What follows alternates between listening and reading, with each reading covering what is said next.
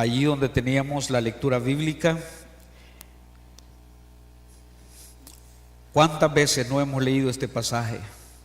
¿Cuántas veces alguien no ha sido animado o ha animado a otros con este pasaje? Especialmente lo que Pablo dice en cuanto a la gracia de Dios, o más bien que Dios le dijo a Pablo acerca de su gracia. Ya leímos hasta el versículo 10. Nada más quiero que le ponga atención. Voy a leer el versículo 7 al versículo 10, tratando de entender lo que estamos leyendo, hermano. Dice el versículo 7: y para que la grandeza de las revelaciones no me exaltase desmedidamente, me fue dado un aguijón en mi carne, un mensajero de Satanás que me abofetee, para que no me enaltezca sobremanera. Hermanos, Pablo corría el mismo riesgo que todos nosotros. Pablo corría el riesgo de cualquier hombre de Dios: la tentación de sentirse enaltecido, la tentación de sentirse más, nada más por algunas experiencias buenas en su vida. Dice el versículo 8: respecto a lo cual 3 veces he rogado al Señor que lo quite de mí, y me ha dicho: bástate mi gracia. En otras palabras, ¿qué está diciendo Dios a Pablo en su oración, en sus peticiones? ¿Qué está diciéndole? No lo voy a quitar. 3 veces le he rogado, dice Pablo, que lo quite de mí, y me ha dicho: bástate mi gracia. Y luego le da una razón al Señor y dice: porque mi poder se perfecciona ¿dónde? En la debilidad. No hay, hermanos, otro lugar donde el poder de Dios se perfeccione sino en la debilidad. Por tanto, dice Pablo, de buena gana me gloriaré más bien en mis debilidades, para que repose sobre mí el poder de Cristo. Por lo cual, por amor a Cristo, me gozo en las debilidades, en afrentas, en necesidades, en persecuciones, en angustias, porque cuando soy débil, entonces soy fuerte. Padre, gracias esta noche por tu palabra. Señor, bendice algún corazón, bendice alguna vida con esta porción de tu palabra esta noche. Señor, que si alguien se va a fijar y alguien va a poner atención a algo, que sea a lo que tu palabra dice más que a cualquier cosa que yo pudiera decir. Te suplico, Señor, que tu Santo Espíritu esta noche obre en nuestros corazones. Abra, Señor, nuestro entendimiento para comprender tu palabra, para gozarnos en ella y aplicarla a nuestras vidas, Señor. Cuánto necesitamos de tu ayuda, Padre. Bendícenos, Señor, esta noche, por favor, te lo ruego, en el nombre de Jesús. Amén. Siéntense, hermanos. Bástate mi gracia. El Señor está diciendo: mi gracia es suficiente. ¿Cuántas veces, hemos animado a alguien con este versículo? O quizás alguien nos ha animado a nosotros para hacernos entender la suficiencia de la gracia de Dios. Pero ¿qué es la gracia de Dios en estas condiciones, en estas circunstancias? Hay fórmulas, hermanos, en la Biblia que Pablo escribió, que otros escribieron, que de repente nos cuesta un poquito entender esas cosas. ¿Cómo escribieron estos hombres? Pablo dice en el versículo 9, cuando el Señor le dice: bástate mi gracia, porque mi poder se perfecciona en la debilidad. Note que dice Pablo: por tanto, dice, de buena gana me gloriaré más bien en mis debilidades. En el versículo 10 él dice: me gozo en las debilidades. Ahora, ¿alguien de nosotros alguna vez no ha estado más gozoso que en las debilidades? El momento de más gozo en su vida fue el momento de debilidades, fue el momento de afrentas, fue el momento de necesidades, fue en persecuciones, fue en angustias. ¿Cómo puede relacionar eso, hermanos? Pablo dice: me gozo en las angustias. como que hay dos cosas ahí emocionales que no pueden hacer juego. Gozarse en las angustias. ¿Alguna vez ha estado angustiado? Pero de veras angustiado. ¿Ha tenido gozo? ¿A la vez ha tenido gozo? Es lo que Pablo está diciendo. Y luego él dice, porque cuando soy débil, entonces soy fuerte. Sería bueno decirle a Pablo, a ver Pablo, ¿cómo está eso? ¿Cómo así? Cuando soy débil, entonces soy fuerte. Pablo habla, hermanos, en este pasaje con mucha cautela y aún sabido de que no debería de hacerlo, porque él dice en el versículo 12, ciertamente no me conviene gloriarme. Ciertamente no me conviene gloriarme. Dice Pablo, yo sé que no debería de hacerlo, pero vendré a las revelaciones, a las visiones y a las revelaciones del Señor. Luego Pablo hace mención de un acontecimiento en su vida que nadie sabe ubicar. En toda la vida y el ministerio de Pablo, nadie ha sabido ubicar exactamente cuándo fue ese momento. No hay duda que Pablo está hablando de experiencias propias de él en relación con Dios. Pero nadie se atreve a decir en qué momento precisamente esto ocurrió en Pablo. Pero él está hablando de algunas experiencias extraordinarias que ha tenido con Dios, muy extraordinarias, en las que dice que oyó palabras inefables que no les dado al hombre expresar. Bueno, fue algo tan sublime, fue algo tan personal, tan íntimo con Dios que Pablo tuvo ahí. Pablo les dice a los corintios que si quisiera gloriarse, hermanos, había un ambiente que estaba como llevando a Pablo a esta situación. Había de lealtad de algunos falsos apóstoles, gloriándose de muchas cosas que ellos supuestamente hacían. Y en ese ambiente de cosas, Pablo dice, yo tengo de qué gloriarme, yo tengo razones válidas, yo tengo experiencias verdaderas. Por ahí dice que si quisiera, note el versículo 6, sin embargo, dice Pablo, si quisiera gloriarme, ¿qué dice? No sería insensato, porque diría la verdad. Si yo quisiera gloriarme, si yo quisiera acudir a ciertas experiencias que he tenido en mi vida personal con Dios, dice Pablo, si quisiera hacerlo, no sería insensato, porque diría la verdad. Estaría diciendo lo correcto. No sería exagerado. No rayaría en lo necio, porque estaría diciendo la verdad. No estaría nada más inventando o suponiendo algunas experiencias en mi vida. Pablo había tenido verdaderas experiencias con Dios. Sin embargo, él dice, para que la grandeza de las revelaciones no me exaltase desmedidamente. Hermanos, hay experiencias con Dios, hay oportunidades que Dios nos da de servirle, hay capacidades que Dios nos da para que le sirvamos, que bien fácil pudieran llevarnos a exaltarnos desmedidamente, a sentirnos demasiado orgullosos por lo que Dios mismo está ayudándonos a hacer o permitiéndonos hacer.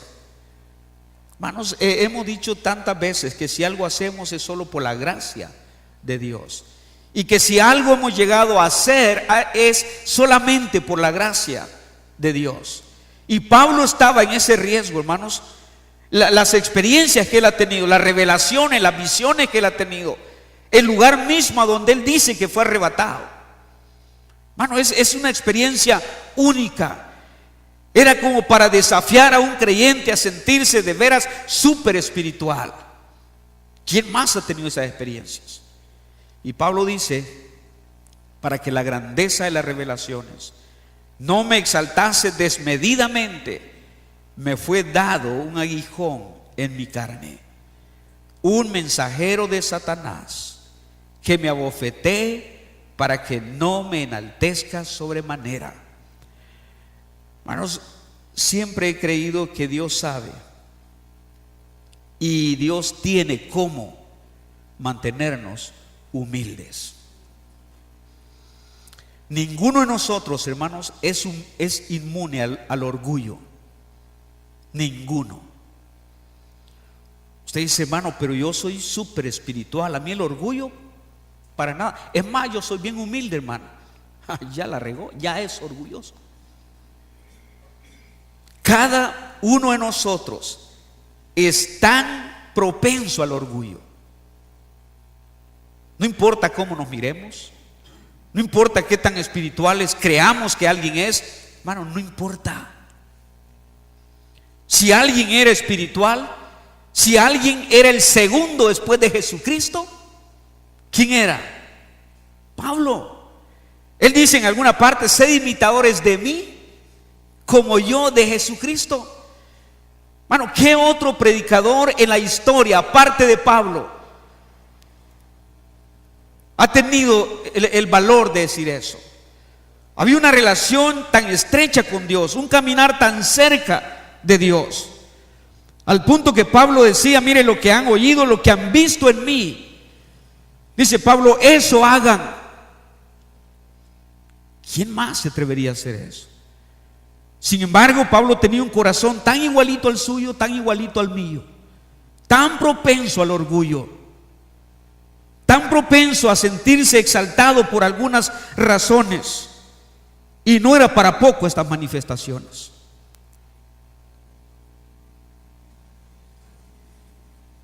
Siempre he creído que Dios tiene cómo mantenernos humildes, hermano, cuando ya nos estamos exaltando desmedidamente. Y quiero decirle una cosa, hermano: esto no pasa solo con siervos de Dios, esto pasa con todo hijo de Dios, con cada creyente, porque cada uno pudiera exaltarse por diferentes razones. Cada uno tiene razones para sentirse orgulloso, para creerse, para exaltarse desmedidamente, cuando la grandeza de algunas experiencias se nos van subiendo a la cabeza, hermanos. Y no importa si es un predicador, no importa si es un siervo de Dios, no importa si es un creyente, no importa qué hace. Qué lástima ver en algún momento cómo Dios ha humillado a hombres, grandes hombres, hermano, grandes hombres. Y no solo grandes hombres, grandes predicadores. Grandes predicadores. Grandes predicadores desde el punto de vista de nosotros. Para Dios simplemente son predicadores. Yo no creo que en algún momento Dios se ponga a considerar a alguien y dice: qué tremendo predicador es este. Si acaso Dios pudo haber dicho eso, fue de alguno de sus profetas, hermano. Pero yo creo que hoy día Dios aprecia y estima el servicio de sus siervos. Dios lo aprecia, de cualquiera de ustedes y yo y cualquier cristiano. Dice la Biblia que Dios no es injusto para olvidar el trabajo de nuestras manos. Pero cuando la grandeza de algunas experiencias se suben a la cabeza, y sin importar quién sea, vamos sintiéndonos indispensables. Vamos sintiéndonos que ¿qué harían sin un predicador como yo? ¿Qué harían? Y siempre he pensado, hermanos, y se lo voy a decir de nuevo: Dios siempre tiene mejores hombres que pudiera usar en lugar de ustedes, en lugar mío. Dios siempre los tiene. La gran pregunta es entonces: ¿por qué nos usa a nosotros si tiene a otros mejores? Por su pura gracia, hermano. Por su pura gracia Dios lo hace. Dios sabe qué hacer para que no nos exaltemos sobremanera. Dios tenía un propósito en esto. Pablo dice: Señor, quítame ese aguijón. 3 veces le he rogado.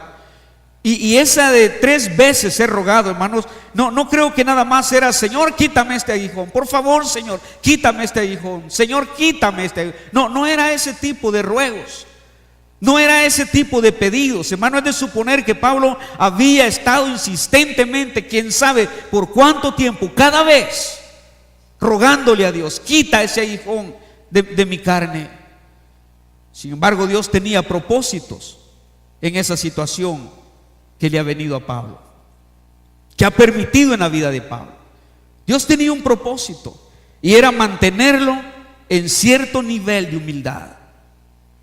Cierto nivel de humildad. Hermano, qué sabio es el Señor, cómo nos conoce Dios. Yo puedo esconder yo puedo esconder mi corazón, yo puedo esconder lo que hay en mi corazón, yo puedo esconder lo de ustedes. Yo puedo disimular lo que hay en mi corazón. Yo puedo pretender humildad cuando no es cierto esa humildad. Pero hay un Dios delante del que mi corazón no se esconde, hermano, y su corazón tampoco. Y Dios podía ver en Pablo lo expuesto que estaba a enaltecerse sobremanera. Y Él lo sabe, Él lo sabe. Él lo dice para que no me exaltase desmedidamente. Ahora, Dios sabe qué hacer para mantenernos con la guardia abajo. Dios sabe qué hacer, hermanos, para mantenernos cerca de Él. Ese aguijón le mantenía al apóstol Pablo recordando su necesidad de depender de Dios. Ese aguijón mantenía a Pablo bien humilde, al punto que, si bien es cierto, es consciente de las revelaciones que ha tenido, qué hombre ha sido arrebatado al tercer cielo, a qué hombre le ha sido dado saber palabras inefables, tanto así que no puede expresar, a qué hombre. Y ese aguijón le recuerda a Pablo su necesidad de depender de Dios, mantenerse bien quietecito, bien humilde. Le mantenía dependiendo de Dios, le recordaba que no debía exaltarse. Ahora, ha sido difícil ponerse de acuerdo en cuanto a qué era ese aguijón. Hay varias opiniones, y probablemente algunos de ustedes que leen la Biblia, que estudian la Biblia, probablemente han buscado algo, pero no es lo último, ni es lo definitivo. Ni los mejores comentaristas y estudiosos de la Biblia han concluido qué era ese hijo. Ha sido difícil ponerse de acuerdo en cuanto a qué era ese aguijón en su carne, qué era ese mensajero de Satanás. Algunos han considerado que era una enfermedad, y mencionan varias enfermedades, que podía ser una enfermedad de la vista, que podía ser epilepsia, que podía ser cualquier situación que mantenía a Pablo bien humilde, bien humilde. Cuidado y te exaltas. Otros consideran que era una persona o varias personas, o que eran los mismos falsos apóstoles que el diablo usaba para causarle problemas a Pablo.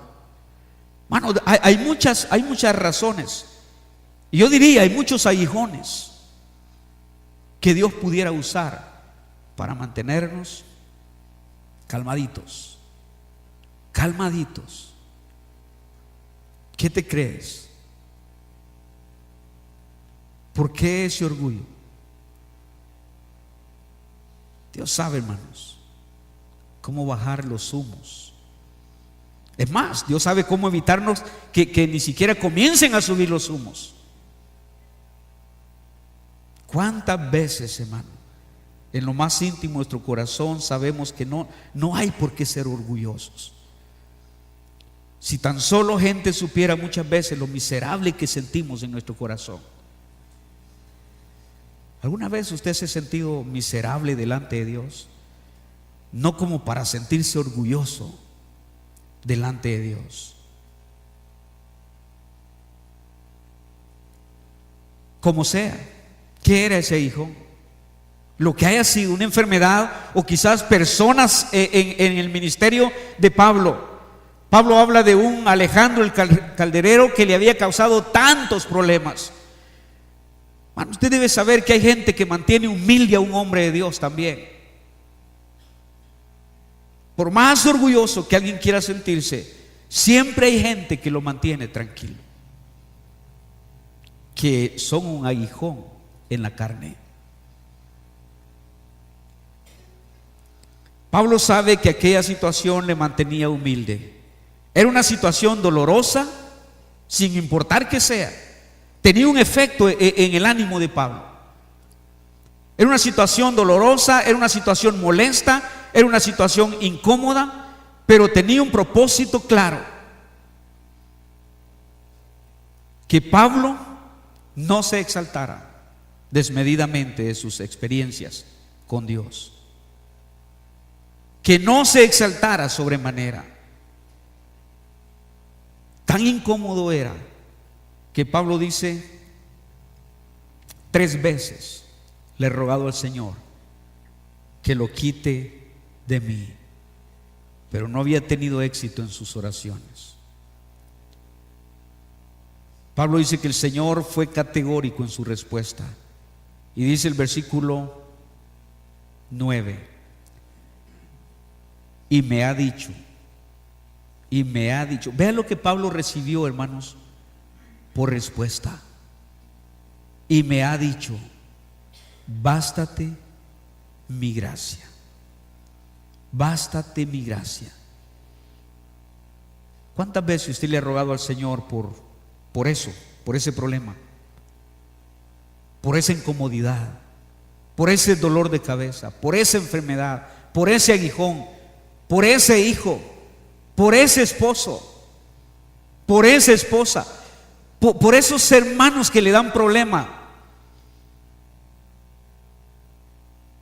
¿Cuántas veces le ha rogado por esos hermanos, por esas situaciones en su vida? ¿Cuántas veces le ha rogado? Falta que Dios le diga: no te voy a contestar, pero te voy a dar gracia. Pero te voy a dar gracia. No voy a cambiar las cosas, pero te voy a dar gracia. No te voy a sanar, pero te voy a dar gracias.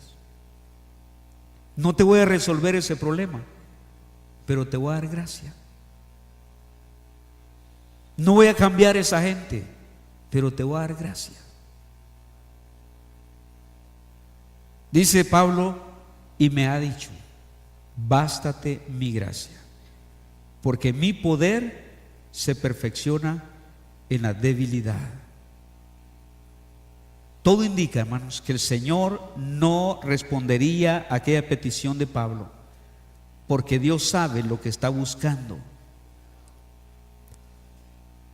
Muchas veces le rogamos a Dios por algunas situaciones en la vida, nada más porque son incómodas, pero no pensamos muchas veces en los propósitos que Dios tiene para esas situaciones.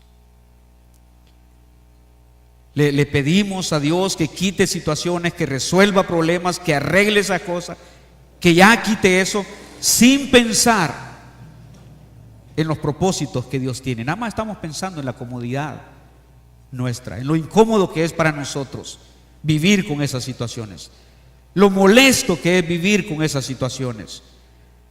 Pero el Señor está diciendo que no va a responder esa petición de Pablo, porque Él sabe qué está buscando en la vida de Pablo.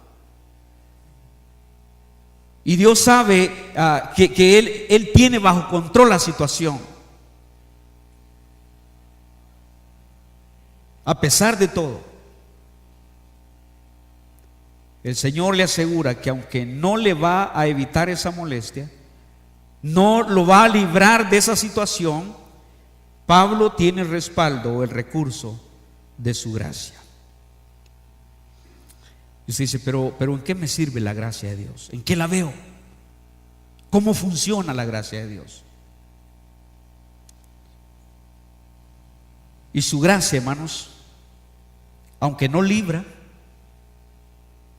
aunque no resuelve, aunque no sana, aunque no evita, su gracia ayuda, su gracia conforta, su gracia aligera la situación, su gracia fortalece, su gracia consuela a través de muchas cosas. ¿Cuántas situaciones, hermanos, Dios no nos va a resolver? ¿Y cuántas situaciones Dios no nos va a evitar? Pero nos va a dar gracia. Y su gracia, dije, conforta. Su gracia consuela. Su gracia fortalece. Su gracia aligera la carga. Su gracia le anima en medio de las situaciones. ¿Cuántas veces hemos visto la gracia de Dios? No hay otro momento y no hay otras ocasiones en las que el poder de Dios y la gracia de Dios se hagan tan claros y los veamos tan palpable que en esos momentos de debilidad, en esos momentos de aflicción, en esos momentos por los que no quisiéramos estar pasando, que es tan difícil verse en esos momentos. Hermano, debes saber, en esos momentos y en esas ocasiones es cuando el poder y la gracia de Dios se hacen ver tan claros. Eso es como pasando por esa situación. Eso es como estar en angustias, estar en aflicción. Y eso es como sentir que alguien viene a su lado, le pone su brazo y le dice: calmado, sé que no está fácil, pero aquí estoy. Debes animarte. Aquí estoy. ¿Cuántos hombres en la Biblia pasaron por esas situaciones? No tenemos idea de qué forma José vio la gracia de Dios. No le libró de la cisterna, no le libró de la cárcel allá en Egipto. Pero ¿cómo? ¿De qué formas José habrá visto la gracia de Dios? Los tres jóvenes hebreos, el mismo Daniel, Dios no les evitó el horno de fuego. Dios no le evitó el foso de los leones a Daniel. Dios pudo haberlos librado de eso. No los libró de eso. Los dejó pasar por eso. Pero me pregunto de qué maneras estos muchachos y Daniel mismo han visto la gracia de Dios con ellos en esos momentos difíciles, en esos momentos donde parece que Dios no está, Dios no nos libró, Dios no nos contestó la oración, Dios no nos libró del horno de fuego.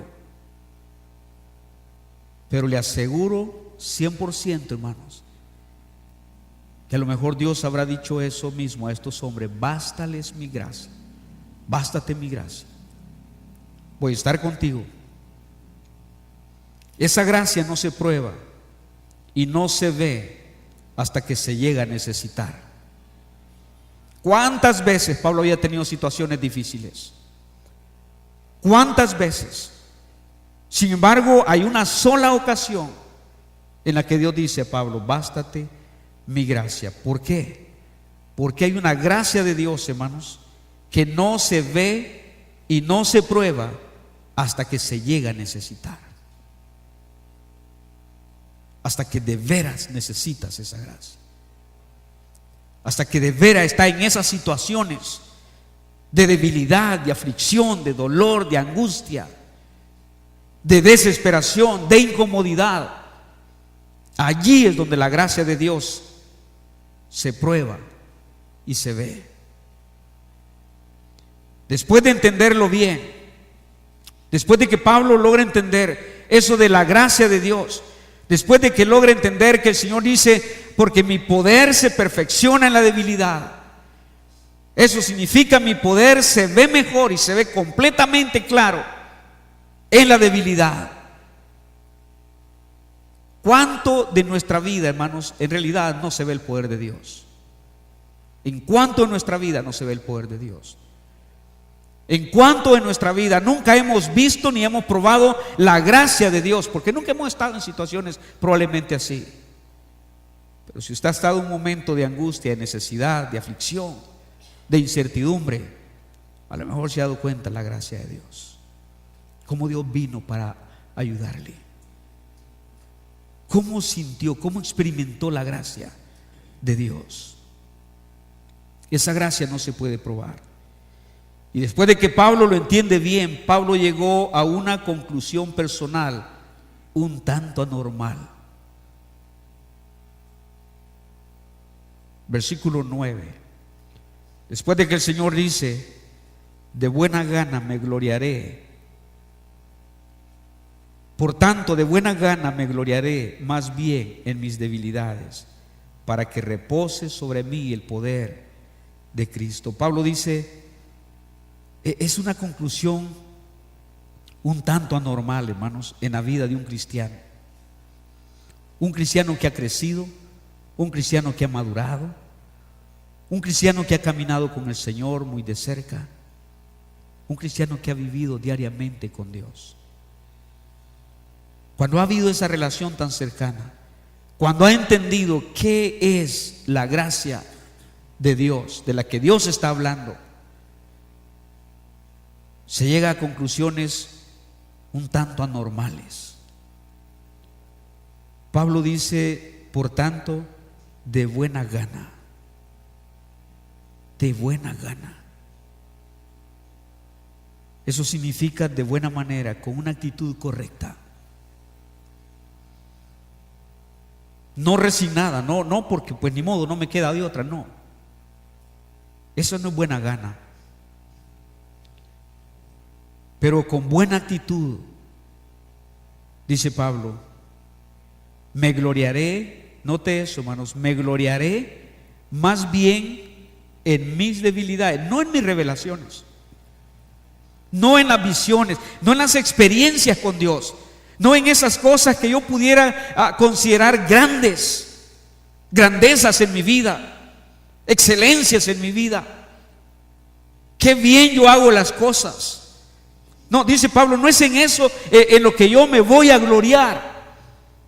No es eso lo que me va a sentir hacer bien. No es eso lo que me va a hacer sentir o tener una actitud correcta. Dice, más bien me gloriaré en mis debilidades, para que repose sobre mí el poder de Cristo. Hermanos, cuando hay buena gana, cuando hay buena actitud, en medio de las debilidades, en medio de las aflicciones, es entonces cuando el poder de Dios va a reposar sobre el cristiano. Es cuando el cristiano va a tener el recurso suficiente para salir adelante. Versículo 10. Por lo cual, por amor a Cristo, me gozo en las debilidades, me gozo en afrentas. Y hermano, Pablo no está jugando a súper espiritual aquí. Pablo no está haciendo una ironía de eso. Él no está haciendo un sarcasmo diciendo, está bien, me voy a gloriar más bien, voy a gozarme más bien en mis debilidades y en mis afrentas. Ya que dices que tu poder se perfecciona en mis debilidades, está bien, voy a gloriar. Pablo no está haciendo eso, hermano. Pablo está en serio cuando él dice, por lo cual, por amor a Cristo, me gozo en las debilidades, me gozo en afrentas, me gozo en necesidades, me gozo en persecuciones, me gozo en angustias, porque cuando soy débil, entonces soy fuerte. No hay otra forma de ser fuerte que sintiéndose débil, hermano. Porque sentirse fuerte no hace juego con el poder de Dios. No funciona el poder de Dios cuando nosotros nos hacemos los fuertes. Y hay situaciones, hermano, les soy sincero, hay situaciones en las que yo simplemente no quiero hacerme el fuerte. No quiero mostrar que a mí no me afecta. No quiero mostrar mi lado fuerte. No hay nada de malo en que un cristiano muestre su lado débil, sus debilidades, su lado humano, su lado flaco. Recuerda que dijo Josafat una vez delante de Dios: en nosotros no hay fuerza. El rey: en nosotros no hay fuerza. Josafat dijo: nosotros no sabemos qué hacer. No sabemos qué. Hermanos, cuando un cristiano llega a ese punto, es cuando el poder de Dios se perfecciona en esa debilidad. Es en esos instantes cuando la gracia de Dios se activa a favor del creyente. Cuando el creyente dice: no puedo más, ¿qué voy a hacer? Impotencia, debilidad, es cuando la gracia de Dios toma lugar. Ahora quiero terminar diciéndole esto, hermanos. Lamentablemente, para muchos cristianos, los tiempos de debilidad, los tiempos de afrenta, los tiempos de necesidad, de persecuciones, de angustias, son los mejores tiempos espirituales de su vida. Para muchos cristianos, los tiempos de angustia son los mejores tiempos espirituales de su vida. Es cuando más buscan a Dios, es cuando más oran, es cuando más piden oración, es cuando más leen la Biblia, es cuando más quieren estar en la iglesia, es cuando hasta ganar almas quieren ir a hacerlo. Son bien espirituales. Lamentablemente, son los mejores tiempos espirituales, porque cuando esos tiempos pasan de debilidad, de angustia, de afrenta, de persecución, cuando esos tiempos pasan, dejan de ser esos buenos tiempos espirituales, dejan de ser esos buenos creyentes que eran bajo la tormenta, que eran cuando andaban hablando. Hermanos, hay cristianos que hasta cambian de idioma, de lenguaje. Digo, cuando andan angustiados, hablan bien espirituales, andan hablando del Señor, hablan de la oración, hablan de la Biblia y andan que amén, y se resuelve la cosa y vuelven a lo mismo.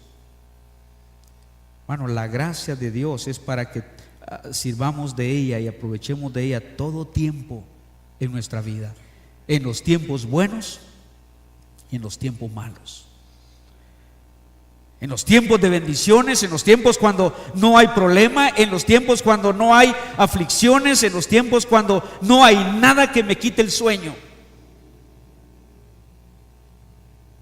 No hay nada. Yo puedo ir a la cama, poner la cabeza en la almohada y no hay ningún problema en el cual pensar. Todo está bien de maravilla.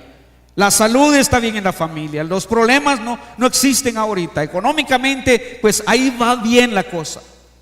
Todo está bien, no hay problema. Hermanos, la relación con Dios y la gracia de Dios se necesita en todos los tiempos de nuestra vida, en los buenos y en los malos.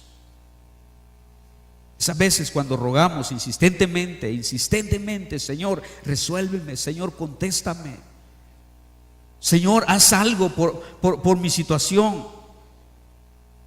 Y hay un silencio profundo. Las primeras 2 veces que Pablo clamó, no escuchó nada. Hasta la tercera vez, dice Pablo, 3 veces le he rogado al Señor que lo quite de mí, y me ha dicho: bástate mi gracia. Eso significa, hermanos, no te lo voy a quitar, pero te voy a dar gracia. Y quiero que sepa eso, hermanos. Hay muchas cosas en su vida y en la mía que Dios no las va a resolver. Y no las va a resolver, ¿sabe por qué? Porque Él sabe que esas situaciones nos mantienen bajito. Nos mantiene bajito. Cuando alguien es subidito, hermanos, Dios sabe cómo bajarlo. Y si una vez que te bajó, te vuelves a subir, ¿qué va a hacer el Señor? Cuidado, hermano, te va a volver a bajar. Y le soy honesto, yo le tengo miedo a eso. Piense lo que quiera de mí, hermano, pero yo le tengo miedo a las formas que Dios usa para mantenernos bajito, calmado, tranquilo. Sé humilde, mantente humilde. Y hay aguijones que Dios no los va a quitar, y hay situaciones que Dios va a permitir y va a seguir permitiendo con tal de mantenernos bajito. Y le soy honesto, yo no quiero eso para mí. ¿Alguien quiere eso? Yo no lo quiero. Yo no lo quiero. Vamos a inclinar nuestro rostro esta noche. Si usted ha visto la gracia de Dios en su vida en algún momento y entiende que lo que está pasando Dios no lo va a resolver porque quiere mantenerle tan cerca de Él, bueno sería venir esta noche y decirle: Señor, gracias por ese hijo. Tanto te he rogado que lo quites de mí y no lo quitas. Señor, si ese hijo es para mantenerme humilde delante de ti y para mantenerme buscándote cada día, casi sería como decirle al Señor: no quites ese hijo. Me molesta, es incómodo, me desespera, me inquieta. Pero si eso va a servir para mantenerme humilde, dame de tu gracia. Solo dame de tu gracia.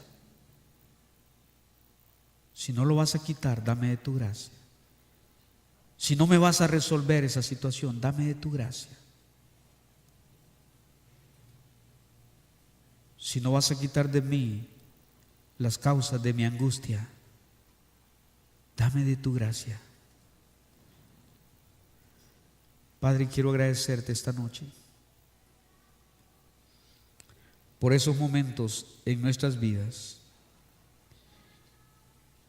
que fueron angustiosos, que fueron preocupantes, que fueron de mucha incertidumbre. Señor, gracias por esas situaciones en las que no sabíamos qué sigue, qué viene. Gracias, Padre, porque esas situaciones nos mantienen cerca de ti. Esas situaciones nos mantienen humildes. Y Padre, ayúdanos a entender lo que es el orgullo. Ayúdanos a entender qué es exaltarse desmedidamente. Ayúdanos a entender qué es exaltarse sobremanera. Señor, cuando eso está pasando en nuestras vidas, es casi seguro que habrá un aguijón que nos bajará.